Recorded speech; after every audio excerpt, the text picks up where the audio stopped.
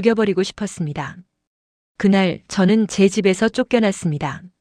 서류 한 장 때문이었습니다.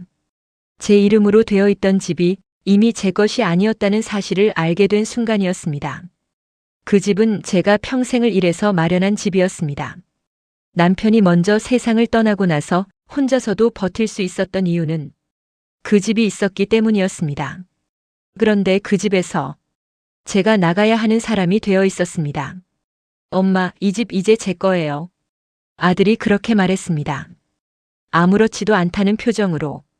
처음에는 농담인 줄 알았습니다. 아들이 저한테 그런 말을 할 리가 없다고 생각했습니다. 그런데 아들의 손에는 제가 분명히 본 적 있는 서류가 들려 있었습니다. 등기 이전 서류였습니다. 제 이름이 지워지고 아들 이름이 올라가 있는 그 종이 한 장. 손이 떨렸습니다. 이게 뭐야? 제가 그렇게 물었을 때 아들은 한숨부터 쉬었습니다. 엄마가 사인했잖아요. 그 말을 듣는 순간 머릿속이 하얘졌습니다. 사인. 저는 분명 사인을 했습니다. 그날을 기억하고 있습니다. 아들이 말했습니다. 세금 문제 때문에 잠깐 명의만 바꾸자고. 나중에 다시 돌려놓을 거니까 걱정하지 말라고. 저는 믿었습니다. 아들이니까. 내가 낳아서 키운 아들이니까. 그래서 아무 의심 없이 도장을 찍었습니다. 그게 제 인생에서 가장 큰 실수였습니다. 엄마, 솔직히 말해서요. 아들이 제 눈을 피하면서 말했습니다. 이제 혼자 사는 게 더 편하잖아요. 그 말을 듣는 순간 심장이 내려앉았습니다. 편하다. 그 말이 이렇게 잔인하게 들릴 줄은 몰랐습니다. 나보고 나가라고? 제가 겨우 입을 열었을 때 아들은 아무 대답도 하지 않았습니다. 대신 며느리가 나섰습니다. 어머님, 저희도 애 키워야 하고 공간이 필요해서요. 그 말은 이미 결론이 내려졌다는 뜻이었습니다. 제가 있어야 할 자리는 그 집에 더 이상 없다는 뜻이었습니다. 그날 저는 알았습니다. 가족이라고 해서 끝까지 내 편은 아니라는 것을. 그리고 제가 완전히 속았다는 것도요. 여러분이라면 이 상황에서 어떻게 하셨겠습니까? 저는 그날 집을 나왔습니다. 하지만 그때는 몰랐습니다. 이 일이 여기서 끝이 아니라는 것을. 해시태그 SE. 그날 밤 저는 갈 곳이 없었습니다. 정확히 말하면 갈 수 있는 곳이 없었습니다. 휴대폰을 들고 한참을 망설였습니다. 친구에게 전화를 걸까, 친척에게 연락을 해볼까? 하지만 손이 떨어지지 않았습니다. 쫓겨났다는 말을 입 밖으로 꺼내는 순간 제가 완전히 무너질 것 같았기 때문입니다. 결국 저는 근처 찜질방으로 들어갔습니다. 평생 그런 곳에서 밤을 보낸 적은 없었습니다. 따뜻한 바닥에 누웠는데 이상하게도 몸은 따뜻한데 마음은 점점 더 차가워졌습니다. 눈을 감으면 계속 그 장면이 떠올랐습니다. 아들의 얼굴, 며느리의 말투, 그리고 제 이름이 사라진 서류. 잠이 오지 않았습니다. 그때 문득 한 가지 생각이 들었습니다. 내가 정말 아무것도 못하는 건가? 그 질문이 머릿속에서 계속 맴돌았습니다. 솔직히 말하면 그때까지만 해도 저는 그냥 당했다고 생각했습니다. 나이도 있고 법도 모르고 힘도 없고 그래서 어쩔 수 없는 일이라고 스스로를 설득하려고 했습니다. 그런데 그날 새벽 어떤 대화 하나가 떠올랐습니다. 아들이 서류를 가져왔던 날. 엄마, 그냥 형식적인 거야. 세금만 줄이는 거라니까. 그 말. 그때는 아무렇지도 않게 넘겼는데 지금 생각해보니까 이상한 점이 하나 있었습니다. 왜 그렇게 급하게 사인을 받으려고 했을까? 왜 그렇게 설명을 대충 했을까? 그리고 왜 제가 사인한 서류를 다시 보여주지 않았을까? 그 순간 가슴이 쿵 내려앉았습니다. 설마 처음으로 의심이라는 게 들기 시작했습니다. 혹시 처음부터 돌려줄 생각이 없었던 건 아닐까? 혹시 처음부터 저를 속이려고 했던 건 아닐까? 그 생각이 드는 순간 눈물이 났습니다. 억울해서가 아니라 제가 너무 바보 같아서 그렇게 믿었던 사람에게 이렇게까지 당할 줄은 정말 몰랐습니다. 하지만 그때 정말 이상한 감정이 들었습니다. 슬픔이 아니라 분노였습니다. 처음으로 이대로 끝내면 안 되겠다는 생각이 들었습니다. 내가 확인해 봐야겠다. 무슨 일이 있었는지, 정말 법적으로 끝난 건지, 제가 진짜 아무것도 못하는 건지, 그걸 직접 알아봐야겠다고 생각했습니다. 그날 새벽 저는 결심했습니다. 울고 끝낼지 아니면 되찾을지. 여러분이라면 그냥 포기하셨겠습니까? 저는 다음 날 아침 처음으로 한 곳을 찾아갔습니다. 그리고 그곳에서 전혀 예상하지 못한 말을 듣게 됩니다. 끝난 줄 알았습니다. 법적으로도 제 인생도. 그런데 아니었습니다. 다음 날 아침 저는 동네 법률 상담소를 찾아갔습니다. 문 앞에 서는데 손이 떨렸습니다. 이 나이에 이런 걸 알아야 하나. 문을 열기까지 한참이 걸렸습니다. 하지만 결국 들어갔습니다. 그리고 제 이야기를 처음부터 끝까지 다 했습니다. 집 이야기, 명예 이전, 아들의 말, 상담사는 제 말을 중간에 끊지 않고 끝까지 들었습니다. 그리고 한참을 서류를 들여다보더니 고개를 들었습니다. 어머님, 그 한마디에 심장이 덜컥 내려앉았습니다.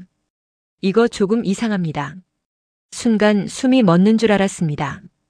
이상하다? 어떤 게요? 제가 떨리는 목소리로 물었습니다. 상담사는 서류 한 부분을 가리켰습니다. 이건 단순 증여가 아니라 사실상 포기각서에 가까운 내용입니다. 포기각서. 그 말을 듣는 순간 머리가 멍해졌습니다.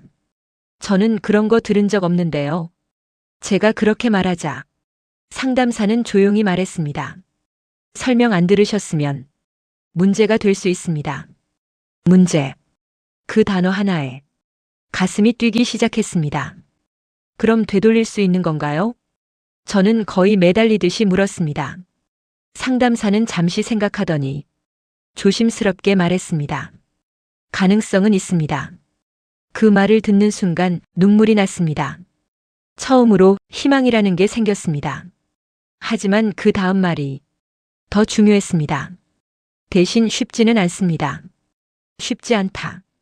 그 말이 더 현실적으로 들렸습니다. 상대방이 가족이고 이미 등기까지 끝났기 때문에 시간도 오래 걸리고 증거도 필요합니다. 증거. 그 단어가 머릿속에 박혔습니다. 어떤 증거요? 제가 물었습니다. 상담사는 또렷하게 말했습니다. 속였다는 증거입니다. 속였다는 증거. 그 순간 아들의 얼굴이 떠올랐습니다. 엄마, 형식적인 거야. 나중에 돌려줄게. 그 말들. 그게 증거가 될 수 있을까? 상담사는 이어서 말했습니다. 녹음, 문자, 카톡, 통화 기록. 뭐든 좋습니다. 그 말을 듣는 순간 손이 꽉 쥐어졌습니다. 있었습니다. 저는 그걸 가지고 있었습니다. 그날 아들이 서류를 들고 왔을 때 이상하게도 불안한 마음이 들어서 휴대폰 녹음을 켜놨었습니다. 그때는 그냥 혹시 몰라서였는데 그게 지금 가장 중요한 게 되어 있었습니다. 저 녹음 있습니다. 제가 그렇게 말했을 때 상담사의 눈빛이 달라졌습니다. 그럼 이야기가 달라집니다. 그 한마디, 그 말 한마디가 제 인생을 다시 움직이기 시작했습니다. 그날 저는 알았습니다. 이건 끝난 싸움이 아니라 이제 시작이라는 걸. 여러분이라면 가족을 상대로 싸울 수 있겠습니까? 저는 결심했습니다. 그리고 그 결심이 또 다른 충격적인 진실을 끌어내게 됩니다. 해시태그 S4. 그날 저는 처음으로 아들을 의심했습니다. 그리고 그 의심은 곧 확신으로 바뀌었습니다. 상담소에서 돌아오는 길 손에 쥔 휴대폰이 계속 무겁게 느껴졌습니다. 그 안에 있는 녹음 파일. 제가 직접 눌러서 저장했던 그날의 목소리들. 집에 들어가자마자 문을 잠그고 앉았습니다. 그리고 그 녹음을 다시 들었습니다. 엄마, 그냥 형식적인 거야. 나중에 다시 돌려줄게. 처음 들을 때는 아무렇지도 않게 지나쳤던 말들이었습니다. 그런데 이번에는 다르게 들렸습니다. 말 사이사이에 미묘한 빈틈이 느껴졌습니다. 설명은 부족했고 확신은 과하게 강조되어 있었습니다. 마치 미리 준비된 말처럼. 그리고 그 순간 등골이 서늘해졌습니다. 그날 아들 혼자 온 게 아니었습니다. 부엌 쪽에서 누군가와 짧게 통화하던 장면이 떠올랐습니다. 응, 지금 거의 끝났어. 사인만 받으면 돼. 그때는 대수롭지 않게 넘겼습니다. 그런데 지금 생각해보니까 그건 저와 관련된 이야기였습니다. 사인만 받으면 돼. 그 말이 이렇게 무섭게 들릴 줄은 몰랐습니다. 손이 떨렸습니다. 그날은 우연이 아니라 계획이었을지도 모른다는 생각이 들었습니다. 저는 바로 휴대폰을 뒤졌습니다. 통화 기록, 문자 메시지, 카카오톡 하나하나 확인했습니다. 그리고 결국 발견했습니다. 며느리와 아들의 대화. 이번에 명예 넘기면 끝이야. 엄마는 잘 모르니까 그냥 진행해. 그 문장을 보는 순간 숨이 막혔습니다. 그건 실수도 아니고 오해도 아니었습니다. 완전히 계획된 일이었습니다. 제가 모르는 사이 제 집이 넘어가고 있었고 제 자리는 없어지고 있었습니다. 끝이야. 그 단어가 머릿속에서 계속 맴돌았습니다. 끝. 그들이 말한 끝은 저의 인생이었습니다. 그 순간 눈물이 멈췄습니다. 이상하게도 더 이상 울리지 않았습니다. 대신 다른 감정이 올라왔습니다. 차가운 분노였습니다. 그래, 끝까지 가보자. 그날 처음으로 저는 싸우기로 마음먹었습니다. 가족이 아니라 상대로. 그날 이후 저는 완전히 달라졌습니다. 아들에게 전화도 하지 않았고 집에도 가지 않았습니다. 대신 하나씩 준비하기 시작했습니다. 녹음 파일 정리, 대화 캡처, 상담 기록, 증거를 모았습니다. 조용히 아무도 모르게. 여러분이라면 이 상황에서 참고 넘어가셨겠습니까? 저는 절대 그냥 넘기지 않기로 했습니다. 그리고 그때 결정적인 한 가지 사실을 알게 됩니다. 그건 이 싸움이 생각보다 훨씬 더 커질 수 있다는 것이었습니다. 그날 저는 처음으로 변호사를 찾아갔습니다.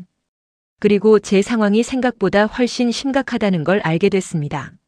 상담실에 앉아 그동안 모아둔 자료들을 하나씩 꺼냈습니다. 녹음 파일, 문자 캡처, 통화 기록. 제 손이 떨리고 있었지만 이제는 숨길 생각이 없었습니다. 변호사는 아무 말 없이 차분하게 하나씩 확인했습니다. 그리고 마지막 파일을 듣고 나서 고개를 들었습니다. 이건 명백한 기망 가능성이 있습니다. 기망. 속였다는 뜻이었습니다. 그 단어를 듣는 순간 가슴이 세게 뛰었습니다. 그럼 제가 이길 수 있는 건가요? 제가 조심스럽게 묻자 변호사는 바로 대답하지 않았습니다. 잠시 생각하더니 천천히 말했습니다. 가능성은 충분합니다. 그 한마디에 눈물이 날 뻔했습니다. 하지만 그 다음 말이 더 중요했습니다. 다만 시간이 오래 걸립니다.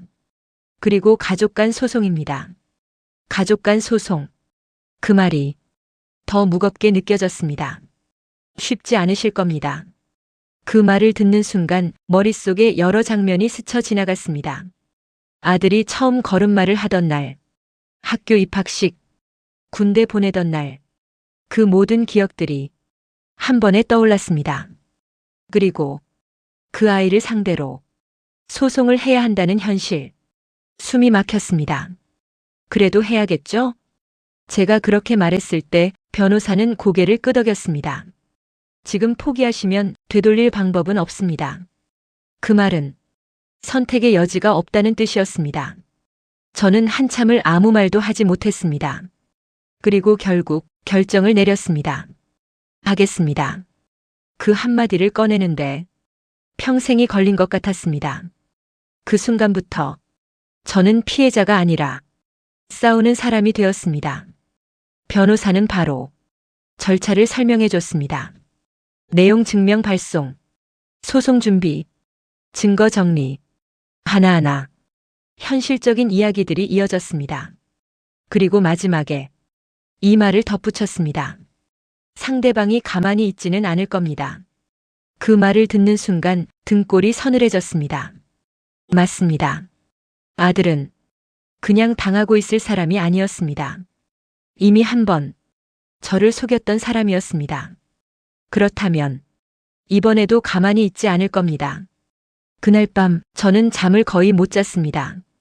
이 싸움이 얼마나 커질지 어디까지 가게 될지 전혀 알 수 없었기 때문입니다. 하지만 한 가지는 분명했습니다. 이제는 돌아갈 수 없다는 것. 여러분이라면 자식을 상대로 끝까지 가시겠습니까?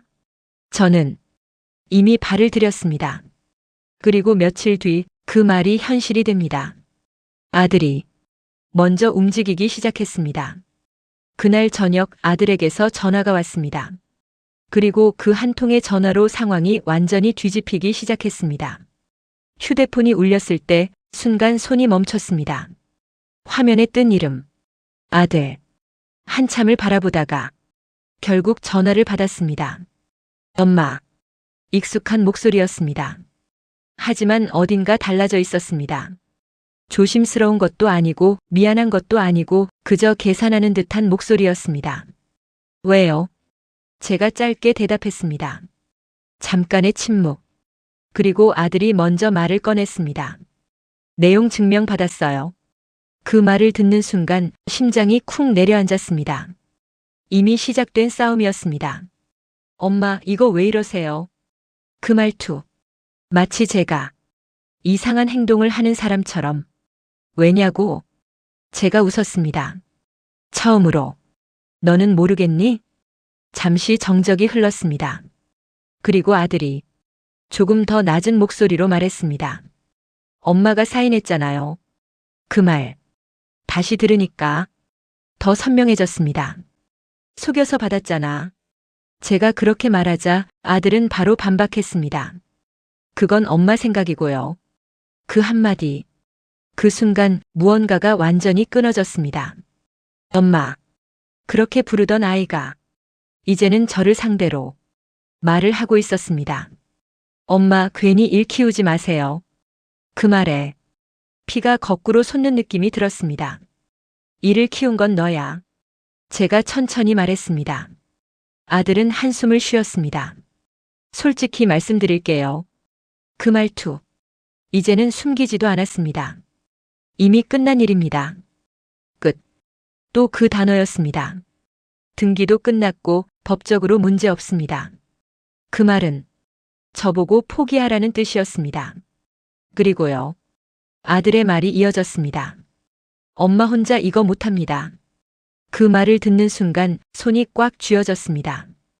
혼자 못한다. 그 말이 이렇게 모욕적으로 들릴 줄은 몰랐습니다. 해볼게. 제가 조용히 말했습니다. 잠깐의 침묵. 그리고 아들이 웃었습니다. 비웃는 웃음이었습니다. 엄마, 괜히 힘 빼지 마세요. 그 말, 그 한마디가 모든 걸 끝내버렸습니다. 저는 더 이상 아무 말도 하지 않았습니다. 그냥 전화를 끊었습니다. 손이 떨렸습니다. 하지만 이상하게도 눈물은 나지 않았습니다. 대신 확신이 들었습니다. 이 싸움 절대 물러서면 안 된다는 확신. 그날 밤 저는 다시 자료를 정리했습니다. 하나도 빠짐없이, 하나도 놓치지 않고, 그리고 새로운 사실 하나를 발견했습니다. 그건 이 싸움의 판을 완전히 뒤집을 수 있는 결정적인 단서였습니다. 여러분이라면 여기서 포기하셨겠습니까? 저는 그날 끝까지 가기로 했습니다. 그리고 그 단서 하나가 아들을 완전히 무너뜨리게 됩니다. 그날 저는 모든 걸 끝낼 수 있는 단서를 손에 넣었습니다. 그리고 그 순간 이 싸움의 방향이 완전히 바뀌었습니다. 자료를 다시 정리하다가 한 파일이 눈에 들어왔습니다. 며느리와 아들의 대화 캡처. 이미 몇 번이나 봤던 내용이었습니다. 그런데 그날은 다르게 보였습니다. 이번에 명예 넘기면 끝이야. 그 문장 아래 짧게 이어진 메시지 하나. 세금도 줄이고 나중에 다시 돌려준다고 하면 돼. 그 문장. 그걸 보는 순간 숨이 멎는 줄 알았습니다. 나중에 다시 돌려준다고 하면 돼. 그건 거짓말을 전제로 한 계획이었습니다. 처음부터 돌려줄 생각이 없었다는 뜻이었습니다. 저는 바로 변호사에게 연락했습니다. 자료를 전부 보내고 그 문장을 강조해서 설명했습니다. 그리고 잠시 후 전화가 왔습니다. 변호사의 목소리가 확연히 달라져 있었습니다. 어머님, 이건 결정적입니다. 결정적. 그 단어를 듣는 순간 온몸에 소름이 돋았습니다. 기망 의도가 명확하게 드러난 자료입니다. 그 말, 그 한마디로 모든 게 달라졌습니다. 이건 충분히 뒤집을 수 있습니다. 뒤집는다. 그 단어가 이렇게 통쾌하게 들릴 줄은 몰랐습니다. 그날 이후 모든 게 빠르게 움직이기 시작했습니다. 소송이 정식으로 접수됐고 아들에게도 통보가 들어갔습니다. 그리고 며칠 뒤 다시 전화가 왔습니다. 아들이었습니다. 이번에는 목소리가 달랐습니다. 조금 급해 보였습니다. 엄마, 이거 왜 이렇게까지 하세요? 그 말, 불과 며칠 전까지만 해도 비웃던 사람이었습니다. 왜냐고? 제가 조용히 말했습니다. 이제야 궁금하니? 아들은 말을 잇지 못했습니다. 그리고 처음으로 그 단어를 꺼냈습니다. 합의하면 안 될까요? 합의. 그 말을 듣는 순간 가슴이 쿵 내려앉았습니다. 그들이 처음으로 물러서기 시작한 순간이었습니다. 하지만 저는 바로 대답하지 않았습니다. 그동안 당했던 시간들이 한 번에 떠올랐기 때문입니다. 쫓겨나던 날, 차가운 말투, 그 집에서 밀려나던 제 모습, 그 모든 게 아직 끝나지 않았습니다. 지금 와서 제가 짧게 말했습니다. 아들은 급하게 말을 이었습니다. 엄마, 오해가 있었던 거예요. 오해. 그 단어를 듣는 순간 웃음이 나왔습니다. 그래. 제가 천천히 말했습니다. 그럼 법원에서 얘기하자. 그 말을 하고 전화를 끊었습니다. 그날 저는 알았습니다. 이 싸움은 이제 제가 주도하고 있다는 걸. 여러분이라면 여기서 합의하시겠습니까? 저는 아직 끝낼 생각이 없었습니다. 그리고 며칠 뒤 법원에서 모든 것이 공개되기 시작합니다. 그들이 숨기고 싶어 했던 진짜 이야기까지. 해시태그 S8. 그날 법정에서 모든 것이 드러났습니다. 그리고 저는 처음으로 확신했습니다. 이 싸움 끝낼 수 있겠다는 걸. 법원에 들어서는 순간 다리가 조금 떨렸습니다. 한 번도 이런 곳에 와본 적이 없었기 때문입니다. 하지만 고개를 들었습니다. 이제는 피할 수 없는 자리였으니까요. 앞쪽에는 아들과 며느리가 앉아 있었습니다. 눈이 마주쳤습니다. 아들은 고개를 돌렸고 며느리는 끝까지 저를 쳐다보지 않았습니다. 그 모습이 오히려 더 확실하게 느껴졌습니다. 이 사람들 알고 있다. 제가 준비한 자료는 이미 제출되어 있었습니다. 녹음 파일, 메시지 캡처, 통화 기록, 하나도 빠짐없이. 재판이 시작되고 상대 측 변호사가 먼저 입을 열었습니다. 원고는 자발적으로 증여를 진행하였으며 그 말을 듣는 순간 손이 꽉 쥐어졌습니다. 자발적. 그 단어 하나로 모든 걸 덮으려 하고 있었습니다. 하지만 이번에는 제가 가만히 있지 않았습니다. 제 변호사가 조용히 파일 하나를 꺼냈습니다. 녹음 파일을 제출하겠습니다. 법정 안이 순간 조용해졌습니다. 그리고 그날의 목소리가 흘러나왔습니다. 엄마, 그냥 형식적인 거야. 나중에 돌려줄게. 그 목소리, 분명 아들의 목소리였습니다. 아들의 얼굴이 순간 굳어졌습니다. 그리고 이어서 그 메시지가 공개됐습니다. 나중에 다시 돌려준다고 하면 돼. 그 문장이 법정 화면에 떠올랐습니다. 그 순간 공기가 완전히 바뀌었습니다. 상대 변호사가 말을 잇지 못했습니다. 재판장은 조용히 서류를 넘기며 말했습니다. 이건 설명 의무 위반 및 기망 가능성이 있습니다. 그 말, 그 한마디로 판이 뒤집히는 느낌이었습니다. 저는 숨을 크게 내쉬었습니다. 그동안 참아왔던 감정들이 조금씩 풀리는 느낌이었습니다. 그때 아들이 처음으로 저를 바라봤습니다. 눈빛이 달라져 있었습니다. 당황, 불안, 그리고 두려움. 처음 보는 표정이었습니다. 그 순간 저는 깨달았습니다. 이제야 시작이구나. 재판은 한 번으로 끝나지 않았습니다. 추가 자료 제출, 사실 확인, 여러 절차가 이어졌습니다. 하지만 방향은 이미 정해져 있었습니다. 그날 이후 아들은 더 이상 당당하게 말하지 못했습니다. 대신 조금씩 무너지기 시작했습니다. 여러분이라면 이 순간 어떤 기분이 들 것 같으십니까? 저는 이제야 숨을 쉴 수 있었습니다. 그리고 얼마 후 결정적인 결과가 내려집니다. 그 결과는 아들이 절대 예상하지 못한 것이었습니다. 해시태그 S9. 그날 판결이 내려졌습니다. 그리고 아들은 결국 모든 걸 잃었습니다. 법정 안은 조용했습니다. 그 조용함이 더 숨막히게 느껴졌습니다. 판사가 서류를 넘기고 천천히 입을 열었습니다. 피고의 행위는 기망에 해당할 가능성이 높으며 그 한 문장, 그 말이 나오자마자 가슴이 세게 뛰기 시작했습니다. 해당 증언은 무효로 판단합니다. 무효. 그 단어를 듣는 순간 눈물이 터질 뻔했습니다. 끝났습니다. 정말로 끝이 났습니다. 제 집은 다시 제 것이 되었습니다. 그 집에서 쫓겨났던 제가 다시 돌아갈 수 있게 된 순간이었습니다. 하지만 그걸 듣고 있는 아들의 표정은 완전히 달라져 있었습니다.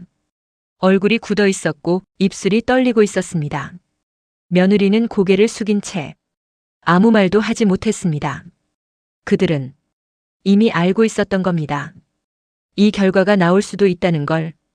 판결이 끝나고 사람들이 하나둘씩 일어났습니다. 저도 자리에서 천천히 일어났습니다. 그리고 아들 앞에 섰습니다. 잠깐 눈이 마주쳤습니다. 그 눈빛. 예전에는 제가 알던 아들의 눈이었는데 이제는 낯선 사람이었습니다. 엄마. 아들이 입을 열었습니다. 그 한마디에 많은 감정이 담겨 있었습니다. 하지만 저는 대답하지 않았습니다. 그저 조용히 바라봤습니다. 그리고 한마디만 했습니다. 이제 끝이다. 그 말은 그 집의 이야기가 아니라 우리 관계의 끝이었습니다. 아들은 아무 말도 하지 못했습니다. 그날 저는 집으로 돌아갔습니다. 문을 열고 들어가는 순간 잠깐 멈췄습니다. 그 집. 제가 쫓겨났던 그 집이었습니다. 하지만 느낌은 완전히 달랐습니다. 이번에는 누구에게도 밀려난 게 아니었습니다. 제가 되찾은 자리였습니다. 여러분이라면 이 순간 어떤 선택을 하시겠습니까? 용서하시겠습니까? 아니면 저처럼 선을 그으시겠습니까? 저는 이미 결정했습니다.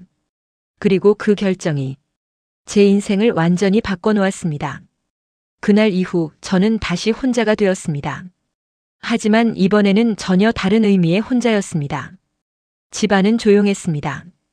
그동안 익숙했던 소리들이 하나도 들리지 않았습니다. 아들의 발소리도, 며느리의 목소리도, 아이 웃음소리도, 아무것도. 처음에는 그 침묵이 너무 크게 느껴졌습니다. 하지만 이상하게도 시간이 조금 지나자 그 조용함이 편안해지기 시작했습니다.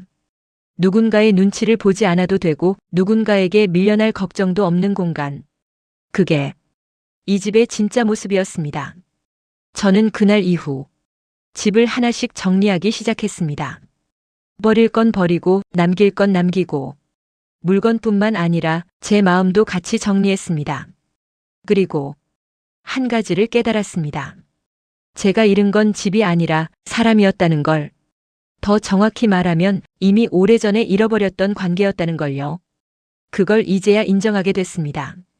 아들은 몇 번 더 연락을 했습니다. 문자도 오고 전화도 왔습니다. 엄마 한 번만 만나주세요. 죄송합니다. 그 메시지를 보면서도 저는 답장을 하지 않았습니다. 냉정해서가 아니라 이제는 돌아갈 수 없다는 걸 알고 있었기 때문입니다. 용서와 관계 회복은 다른 문제였습니다. 저는 제 삶을 지키기로 했습니다. 그날 이후 처음으로 제 이름으로 된 통장을 만들었습니다. 그리고 작은 일부터 시작했습니다. 동네에서 할 수 있는 일, 혼자서도 할 수 있는 일. 늦었다고 생각했지만 그때가 제 인생에서 가장 빠른 순간이었습니다. 이제는 누구의 엄마도 누구의 시어머니도 아니라 그냥 저로 살고 있습니다. 여러분은 어떠신가요? 가족이라는 이유로 참고만 살고 계시지는 않습니까? 저는 이제 압니다. 가족이라고 해서 모든 걸 내줘야 하는 건 아니라는 걸. 그리고 끝까지 포기하지 않으면 다시 시작할 수 있다는 것도요. 그날 집에서 쫓겨났던 저는 지금 제 인생을 되찾았습니다. 지금까지 실버 세대의 고민과 함께하는 스테이온기 채널이었습니다. 구독과 좋아요, 알람 설정으로 응원해주세요.